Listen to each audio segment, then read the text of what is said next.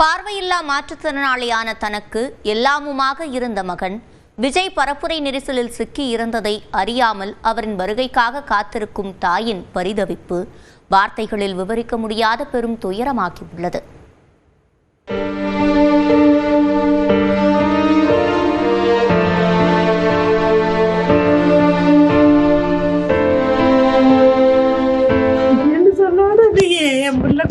யாரும் பார்த்துக்க மாட்டாங்க, நீ போய் கூட்டிட்டு வா, அப்புறம் வரன்னு சொல்றேன். அம்மா அதுக்கு தான் அம்மா என்னை விட்டுட்டு போயிருக்குது. நான் தான் அம்மா, நான் தான் கட்சி அம்மா. முத்தம் எனக்கு முத்தம் கொடுக்காத ஒரு ஓதை குழந்தை போவாது வெளியே. சனிக்கிழமை 2 வருஷம் முத்தம் கொடுத்துட்டு போச்சு.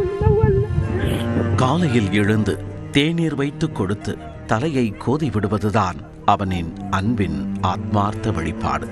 அம்மாவுக்கு ஆசை முத்தம் கொடுக்காமல் மகன் வெளியே சென்றதே இல்லை. இப்படி தாய்க்கு தாயாக இருந்த மகன் இனி வரப்போவதில்லை. வாழ்வின் பெரும் சொத்தை தாம் இழந்து விட்டோம் என்பது அவருக்கு தெரியாது. மோகன் வந்தா அம்மானு கதவு தட்டினா நான் வந்தா கதவு திறந்து கிடக்குது. எங்க வந்து வந்தா தான் நாங்க அதுவே திறப்பேன். வந்து தட்டுவானா? ஆமா தட்டுவான். ஈரோடு மாவட்டம் பவானியில் ஜம்பை பழனி ஆண்டவர் கோவில் பகுதியில் வசித்து வந்தவர் மோகன். 19 வயதான இவர் திருச்செங்கோட்டில் உள்ள தனியார் கல்லூரியில் BSc 2ஆம் ஆண்டு படித்து வந்தார்.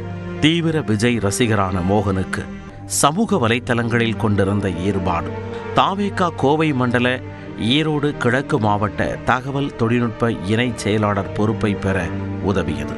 இவை அனைத்தும் வீட்டின் வாயிற்படிக்கு வெளியேதான். வீட்டிற்குள் நுழைந்துவிட்டால் பார்வையற்ற மாற்றுத்திறனாளி தாய் சாந்திக்கு தாயாய் மோகன் மாறிவிடுவார் என்கிறார்கள் உறவினர்கள். காலையில் டீ வைத்து கொடுப்பது தொடங்கி உணவு சமைத்து தாய்க்கு பரிமாறிவிட்டு வீட்டு வேலைகளையெல்லாம் செய்து முடித்துவிட்டு கல்லூரிக்கு செல்வதற்கு முன்பு கன்னத்தில் மோகன் ஆசையாய் தந்துவிட்டு செல்லும் முத்தம்தான் தனது உயிரை இது நாள் வரை பிடித்து வைத்துள்ளதாக கூறுகிறார் தாய் சாந்தி. அவளுக்கு நான் என்ன செஞ்சோம் இன்ன வரைக்கும் நான் ஒரு காப்பி தான் நம்ம வீட்டில் அந்த குழந்தை கொடுத்து எங்கனால அவனுக்கு என்ன ராவம் இருக்குது. ஏதாச்சும் பண்ணினால அம்மா எனக்கு மட்டும் ஒரு குறை வைக்கக்கூடாது. நமக்கு போன் பண்றோம்னா பயந்துக்குவா. அம்மா இன்னும் பேசுமா. கல்லூரி விடுமுறை நாட்களில் அருகில் உள்ள மில்லில் வேலை செய்து தினமும் 800 ரூபாய் பெற்று தன்னை காப்பாற்றி வருவதாக தெரிவித்த தாய் சாந்திக்கு படித்து முடித்துவிட்டு மகன் IT வேலைக்கு சென்று விடுவார் என்ற கனவுகள் ஏராளம். என் குழந்தை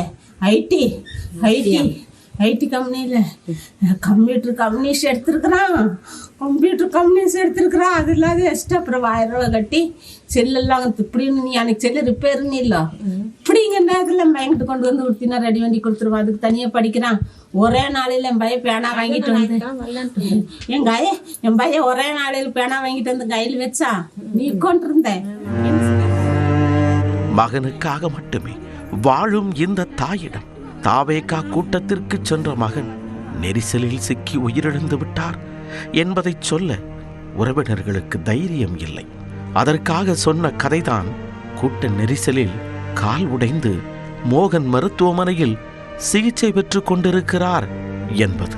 கதவு திறக்கும் சத்தம் கேட்ட பொழுதெல்லாம் சிகிச்சை முடிந்து மகன் வந்து விட்டான் என்று பரபரப்படையும் இந்த தாயிடம் யார் சொல்வது மகன் திரும்பி வரவே முடியாத இடத்திற்கு சென்று விட்டான் என்பதை.